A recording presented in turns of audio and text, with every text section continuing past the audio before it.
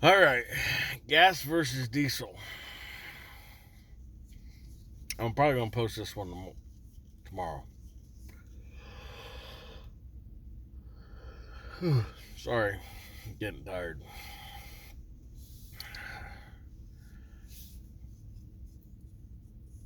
From time to time, this pops up in the groups, and there's always people who get on there. Oh, don't do it; it'll never last, or you get 3 miles a gallon.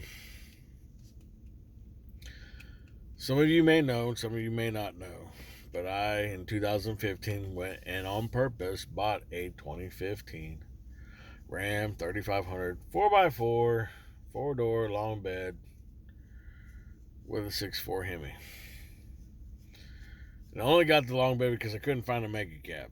Because I'll be honest with y'all can say what you want, y'all can talk all the dumb shit you want, but at the end of the day, you're sleeping in this thing. If you could add 2 more feet, why wouldn't you?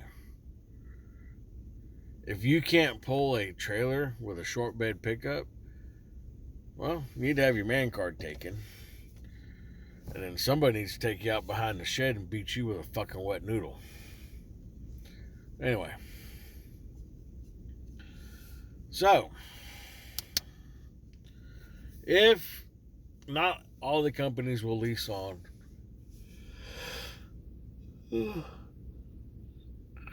Sorry. Not all the companies will lease on a gas motor truck. They feel that they're not as dependable. And a gas motor, like a diesel, if you don't treat it right, even a diesel's going to fail you. And I don't want to hear the fucking argument of, oh, well, a gas motor won't go a million miles. Well, your fucking 6.7 Cummins, your 6.7 ISB Cummins, or your 6.7 ISB Cummins, your 6.7 Ford, and your 6.6 Dirty Max aren't supposed to go a million miles either. Just because a handful of them have doesn't mean they all are going to. Now, I knew that with my 6.4 Hemi, I'm 410 horsepower, I'm 465 foot-pounds of torque. And I know that that's a significant difference from the 385 horsepower, 850 foot-pound torque motor I had prior to that. So I already know that I'm not going to take a 42-foot fifth wheel or a 44-foot toy hauler and go to Pasco, Washington. Now, some people, it mainly seems to be like Indiana transport guys, are not that smart. Or they're running for so cheap money that they have to take that load. But I ran a lot of bumper pull trailers. My cutoff was 35 feet. 38 feet's not a problem, but the problem is if you're not paying attention, you'll end up booking a fucking park model because they are 38 feet. Now, for me, I tried to keep the camper at about 9,000 pounds, 10,000 GVWR. 35 feet, 10,000 GVWR. That's where my cutoff is because if it's a 10,000 GVWR, take 2 out of that, it's about 8,000 pound GVW. Because they're going to add in for clothes and supplies and your fresh water and your gray water until you can get it dumped. So, but anyway, that for me, that's how I ran my gas truck because I know I don't have 850 foot-pounds of torque. I know I'm not in a diesel. I know I have limitations.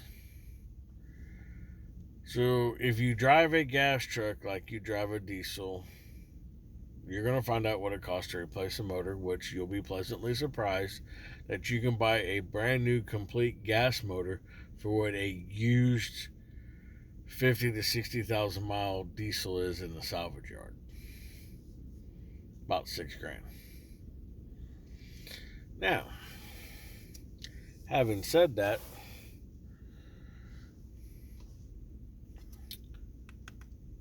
it's not a bad deal. Now, if you drive the thing right, and you don't tow too heavy, because I mean, realistically and honestly, do you really want to pull a park model? Do you really want to pull a toy hauler? I mean, I pulled them with my 4500, not a park model. I did one park model. But I did a lot of toy haulers, and I did a lot of big Cardinal and Riverstone fifth wheels. I'd just as soon pull a fucking 8,000 pound bumper pull. The lighter, the better. I don't care what it is. I don't care if you got a fucking Class 8 semi. If I could get away with using a semi and pulling bumper pull campers all day long, and I can mathematically make that work, I'd fucking do that shit all day long. The hell with having a fucking gas truck. But I can't. So if I ever go back into singles, I do have a dilemma. Because ultimately, for me, because I know how to drive and I'm not stupid, a mega cab 3/4 ton with a Hemi in it would be my ideal pull truck for singles. And when I say singles, I'm talking about pick a camper up in Indiana, take it to delivery, and then bobtail back. We're not picking up horse trailers, we're not picking up real trailers, we're not picking up 3-axle cargo trailers, we're not picking up boats, we're not picking up any other thing. We're literally doing like the Indiana special. Camper out, air back. Camper out, air back.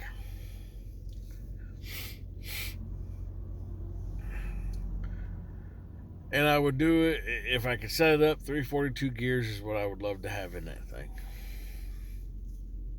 But Chrysler doesn't build that truck anymore. You can't get a mega cab with a Hemi in it. Not anymore. Nice thing about the Hemi was all I had to do was change the oil. Fuel filters in the tank. I still have my 2015 Ram 3500 with a Hemi in it. Knock on wood. We're still on the original fuel pump. We're almost at 300,000 miles. When it came off the road, it had 224, 230-ish.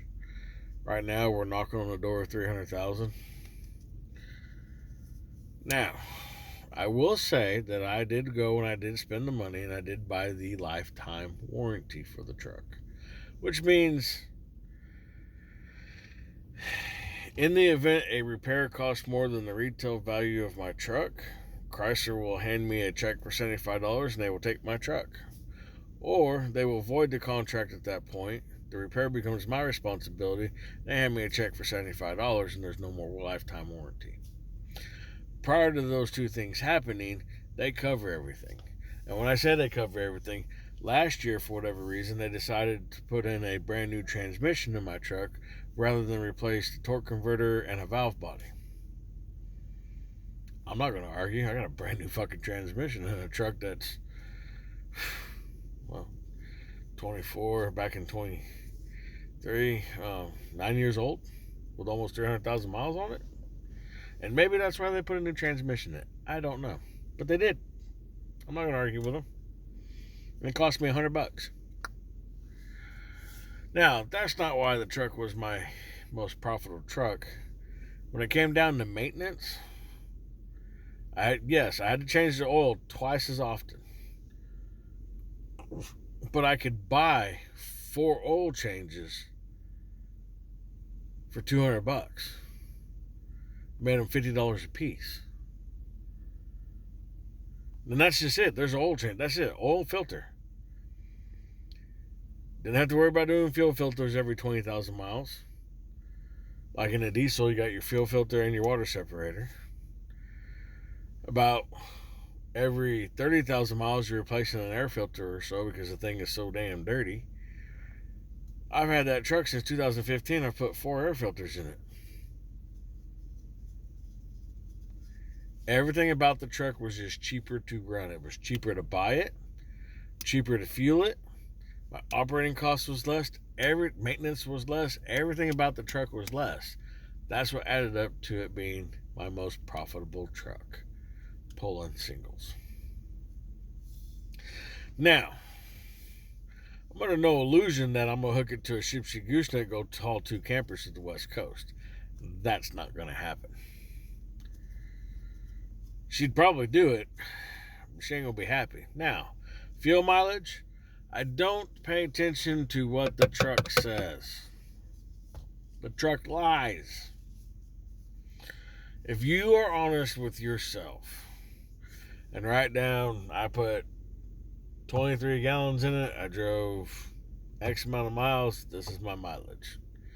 And if you keep a running record of it, and then you average it out, you're going to see that you're averaging probably 11 to 12 miles per gallon. Now, the Hemi got 8 miles a gallon loaded and 11 empty. 8 loaded, 11 empty. You can drop that sumbitch out of a fucking cargo plane with a parachute or without a parachute, and it's still going to get the same fuel mileage. That's just how it was. My 4500, it wasn't much better. It had 410 gears in it.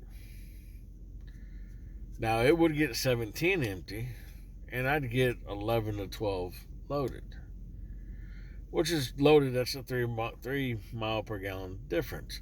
But that's in that truck, tuned, and a 410 rear end. Hemi has a 410 rear end in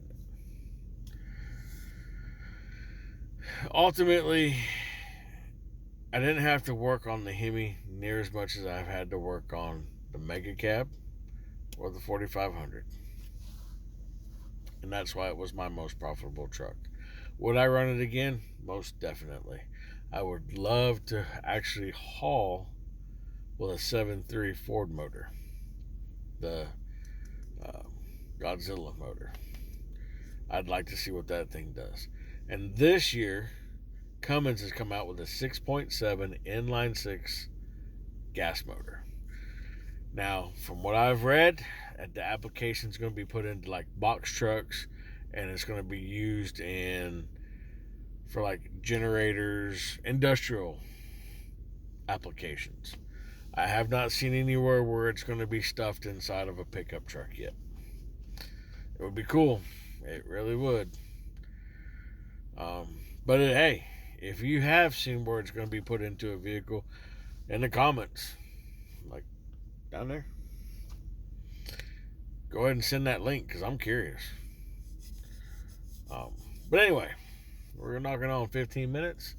I'm going to try to keep these things 15 minutes or less. So, gasser, will it work hauling campers? Yes, but be smart about where you're going. Don't try to climb the fucking Rockies on the north end of the country. Cross them over there on I-10. Way better. The Ozarks, let's go down around Texas and come back up. I'm fucking with y'all. But seriously, know your limitations of your equipment. I'm not going to try and cross the Rockies in Montana when I can cross the Rockies on 40 coming into Needles. I just won't go north. It's simple. Stay in the Midwest. Be nice to your equipment will be nice to you. But anyway, if you got a company that will let you lease on, I fucking go for it, man. You don't have to run up a hill at 80 mile an hour to prove you got a set of nuts. Just point to your wife or your ex-wife and then say, see those kids? I have nuts, because there's the proof. They're running around.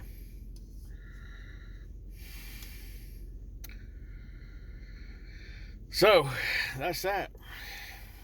And as always, y'all be safe. Y'all be good.